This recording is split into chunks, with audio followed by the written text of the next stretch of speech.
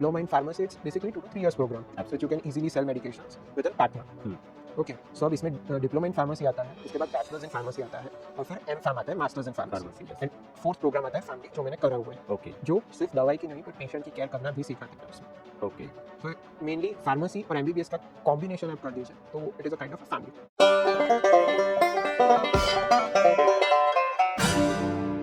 India में बहुत कम universities है जो ये फार्मडी का प्रोग्राम ऑफर कर रही है, तो आपने फार्मडी कहाँ से किया?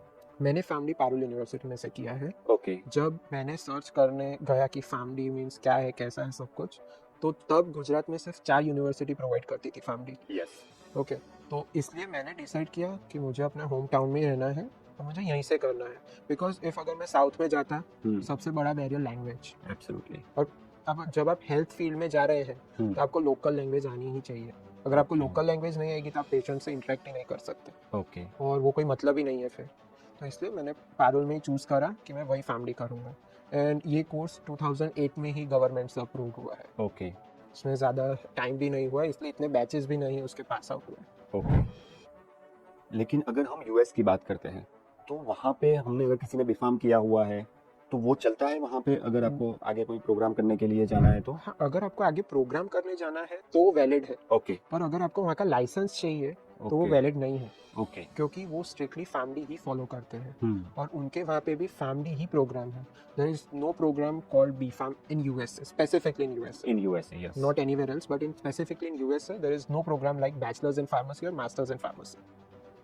तो वही मेरा सवाल था कि मान लो कि जिसने बीफार्म किया हुआ है उसको तो हम फार्मडी करने के लिए यूएस में भेज सकते हैं, लेकिन आपने तो ऑलरेडी यहाँ पे फार्मडी किया हुआ था, तो आपको एडमिशन लेने में कोई फिर दिक्कत आई आगे, या किस तरीके से फिर आपने प्रोग्राम का सिलेक्शन किया, या फिर किसी ने फार्मडी किया हुआ है तो फिर उन्हें यूएस में अगर पढ़ाई करने के लिए, फर्दर करने के लिए जाना है तो उनके लिए कौन से स्कोप रहते हैं? ओके सो सबसे पहले इसमें आता है कोर इंटरेस्ट। हाँ। फैमिली सिर्फ एक चीज़ पे स्टिक नहीं है, ओके फैमिली सिर्फ पेशेंट केयर पे भी स्टिक नहीं है, वो ऑल्सो मैन्युफैक्चरिंग यूनिट्स में भी उतना ही कंट्रीब्यूशन देता है जितना हॉस्पिटल फील्ड्स में देता है। Okay QA QC department, quality assurance and control department, उसमें भी फैमिली का बहुत इंपॉर्टेंट रोल होता है, रेगुलेशंस को मेंटेन करना। ओके क्लिनिकल रिसर्च में वो एज अ प्राइमरी इन्वेस्टिगेटर या फिर ऑडिटर या सीआरसी सीआरओ ऐसे करके वो लोग वर्क कर सकते हैं उसमें, तो उसमें भी मींस वो यूजफुल है। तो अब वो ईच एंड एवरी स्टूडेंट पे डिपेंड करता है कि उसको करना क्या है। ओके तो फॉर एग्जांपल जैसे किसी को क्लिनिकल रिसर्च करना है, masters in clinical research US में बहुत यूनिवर्सिटीज प्रोवाइड करती है, mainly talking about the MCPHS in Boston, which is also a good rank university okay in USA for pharmacy background. So वो भी प्रोवाइड करता है, सेम नॉर्थ ईस्टर्न भी provide करता है, पर दोनों में अब डिफरेंस क्या है? एमसीपीएचएस आपको बैकग्राउंड के साथ फर्दर करियर में भी हेल्प करता है, ओके और नॉर्थ ईस्टर्न उस हिसाब से वर्क नहीं करता है। तो इसलिए अब आपको डिसाइड करना है कि आपको करना क्या है और आगे फ्यूचर के प्लान्स क्या है।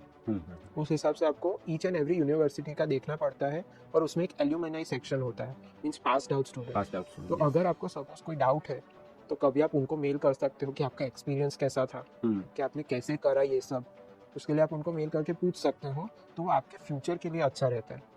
तो इसलिए उस हिसाब से एक स्टेप बाय स्टेप प्रोसेस है, और ऐसा तो नहीं है कि यूएस में आज डिसाइड किया और कल हम यूएस चले जाएंगे, it is next to impossible.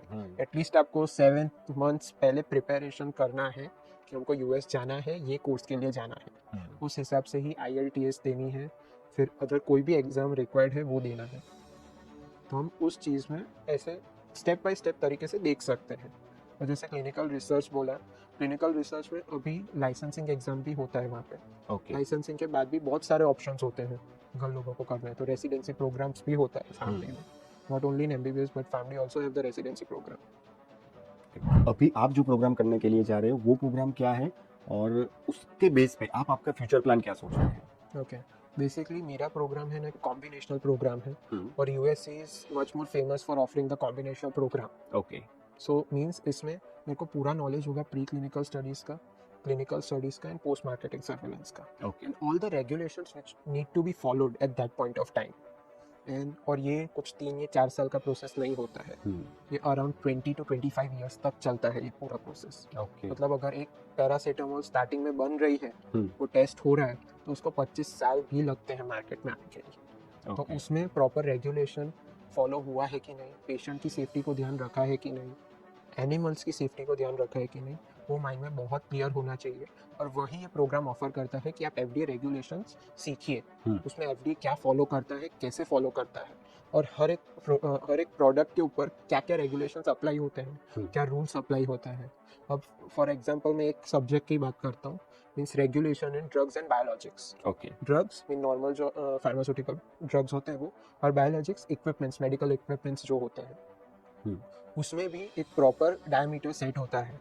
Means अब एक कपड़ा लेने जाते हैं तो हम साइज देखते हैं, वैसे ही ईच एंड एवरी प्रोडक्ट में और उसमें उनकी लिमिट्स होती है कि इससे ज़्यादा या इससे कम नहीं होना चाहिए।